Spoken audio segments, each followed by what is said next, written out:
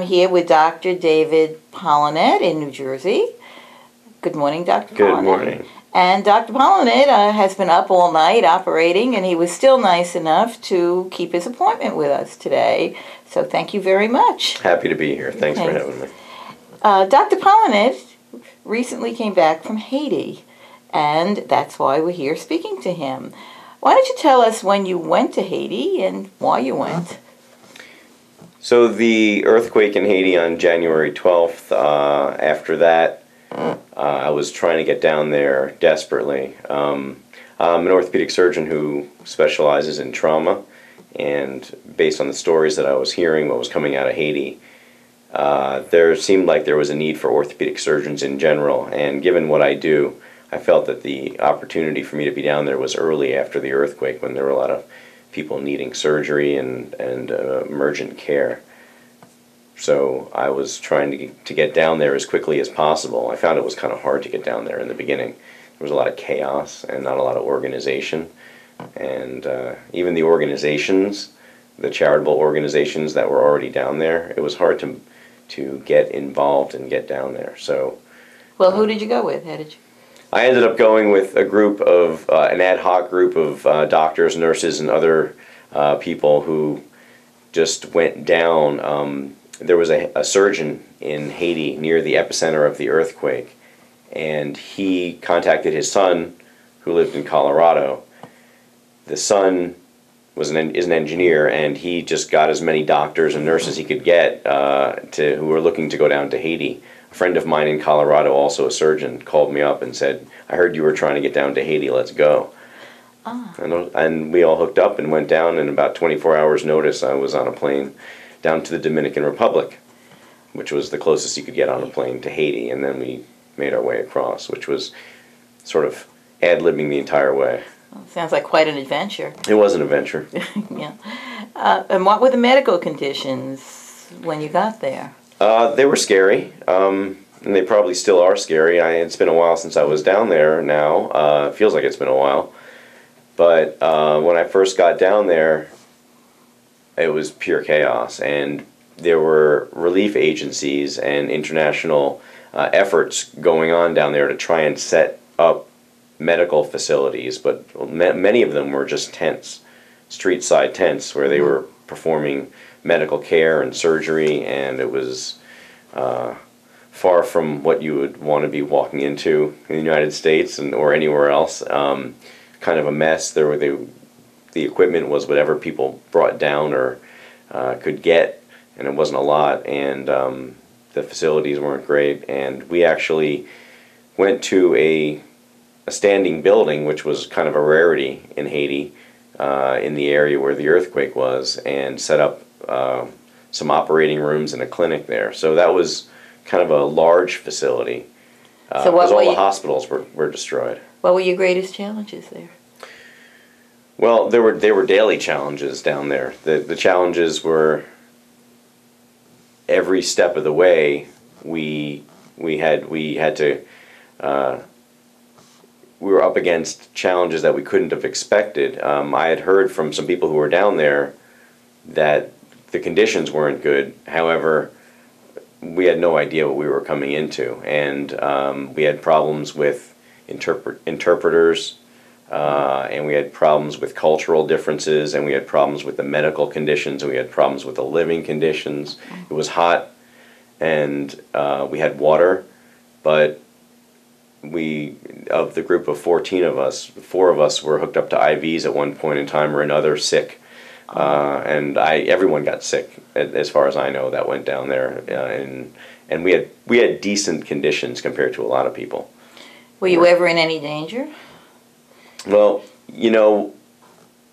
there were a lot of questions and concerns. I left my family of 5, left them behind, and of course they were concerned that there was going to be danger down there, and there was some, I suppose. I mean, people don't think about Haiti as being the safest place on earth, but we were never really in any danger from the Haitians. They needed help, and they wanted help, and they weren't interested in getting in challenging the people who were coming down to provide them with relief. Well, what about danger from the elements or danger from your situation? Yeah, I mean, I got sick. Like I said, I didn't get so sick that I couldn't work, but people were dropping down there. At one point in time, we thought there was a riot going on where we were working for food, and it turned out that it was semi-justified because some of the food wasn't getting to the people who were supposed to be receiving it. It was maybe being shuttled to the black market or something along those lines, and we were never in any danger. And we thought we might have been, but none of the anger was directed towards the doctors. And what happened in that circumstance was there were a lot of the Marines were down there, the United States Marines and the Canadian Marines were down there as well. A Marine helicopter landed where we were, and all the Haitians went away because they weren't really interested in. They were just angry and hungry. What does the future hold for Haitians? Wow, I wish I knew. The current concerns that I have with what's going on down there are getting Haitians appropriate housing. Now that there were 1.3 million Haitians who are homeless, and last count I heard was 230,000 were dead. But it's the homeless that concerns me because the living conditions there are really horrible. And when I was down there, the standard living facility was a makeshift shanty with sheets for walls and maybe a tarp on top and maybe not a tarp on top, and they're all right on top of each other.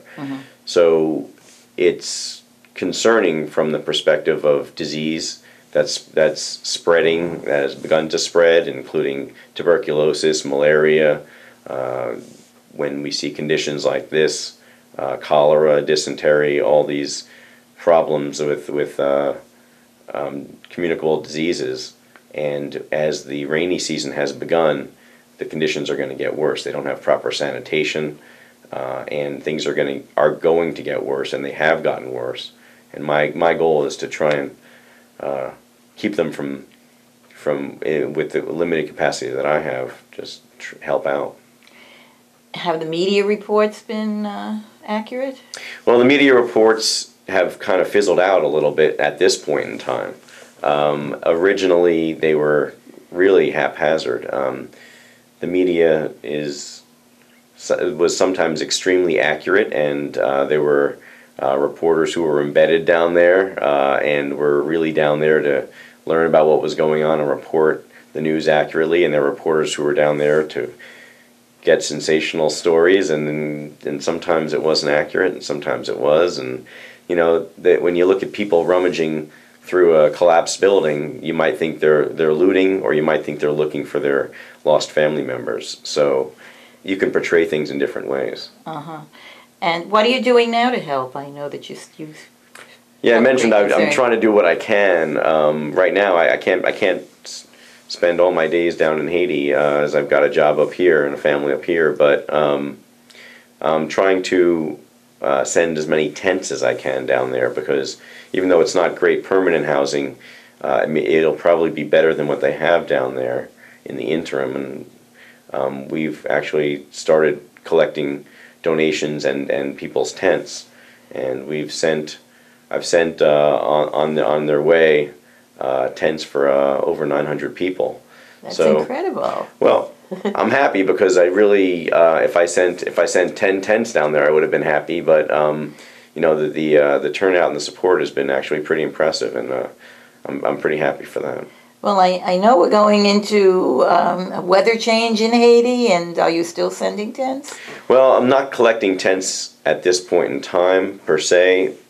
It's kind of cost prohibitive to get them down there because I've sent out the mother load, and at this point in time, I think that if I can get them sent directly down there rather than sent to me and then forwarded down to Haiti, it takes time. And at this point in time, whatever tents I can buy with whatever money I have left, I'll buy the tents. And thank you so much, Dr. Polonet. I really appreciate your speaking with us today. Well, thank you.